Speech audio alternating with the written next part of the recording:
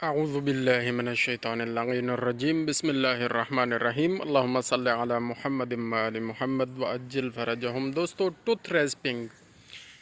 بہت ضروری ہو جاتی ہے، یعنی دانتوں کا رگڑنا جانوروں میں یا انسانوں میں۔ اگر دانت جانوروں کے یا انسانوں کے irregular ہوں، خاص طور پر جو سائیڈز والے جو دانت ہوتے ہیں، اس سائیڈ والے اور اس سائیڈ والے، اگر وہ irregular ہوں، آگے پیچھے ہوں، یا اگر کچھ ان کی الائنمنٹ میں فرق ہو، تو پھر ان کو رگڑنے کے ذریعے برابر کیا جاتا ہے۔ ایک تو یہ طریقہ ہے۔ دوسرا، اگر بہت زیادہ دانت باہر کی طرف نکلے ہوئے ہیں، جانور ہو یا انسان ہو، تو کھانا ان کا صحیح طریقے سے وہ میسٹیکیٹ نہیں کر سکتے، یعنی صحیح طریقے سے کھانے کو چبایا نہیں جا سکتا، جس کی وجہ سے ڈائریا ہو جاتا ہے، جس کی وجہ سے گیس کا مرض ہو جاتا ہے، کولک پین ہو جاتا ہے۔ ٹھیک ہے نا جی؟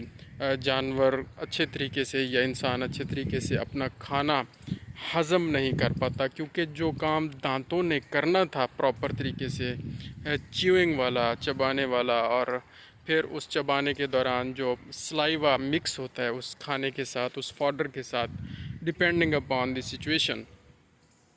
تو وہ پراپر طریقے سے نہیں ہو پاتا، جس کی وجہ سے پھر انڈائجیشن کا پرابلم ہو جاتا ہے، اور ڈائریا بھی ہو جاتا ہے بعض اوقات بالکل انڈائجسٹڈ فوڈ پارٹیکلز، فوڈر پارٹیکلز وہ فیسز میں آتے ہیں۔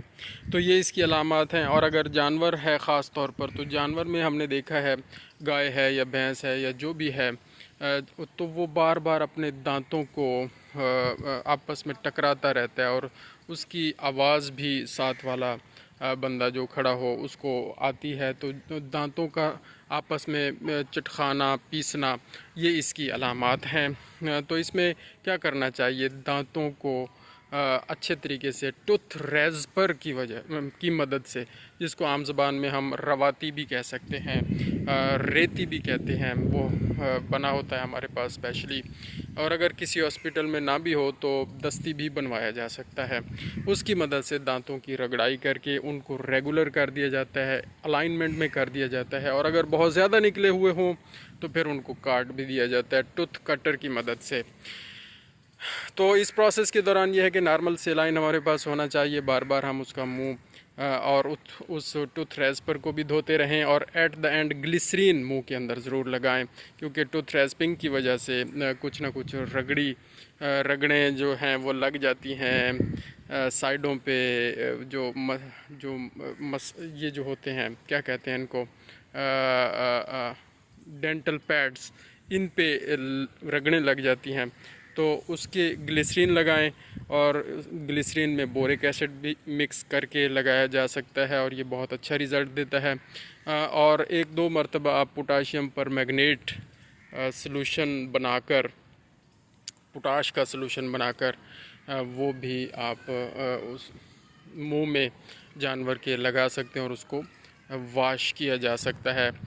2-3 مرتبہ سے مراد یہ ہے کہ صبح اور شام 2 ٹائم،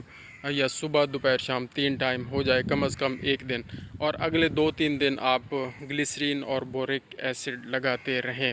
جب یہ سارا کچھ ہو جائے گا اور پراپر طریقے سے ٹوتھ ریسپنگ ہو جائے گی، تو انشاءاللہ العزیز جانور یا انسان جو بھی ہے وہ کھانا صحیح طریقے سے میسٹیکیٹ کر سکے گا، چبا سکے گا، اس میں سلائیوا صحیح مکس ہوگا، وہ آگے ڈائجسٹ صحیح ہوگا، ڈائریا کا مرض، گیس کا مرض، کولک کا مرض، پین کا مرض، پیٹ کے درد کا مرض، یہ سب ٹھیک ہو جائے گا انشاءاللہ العزیز۔ جزاک اللہ خیر، اللہم صلی علی محمد و آل محمد وعجل فرجہم۔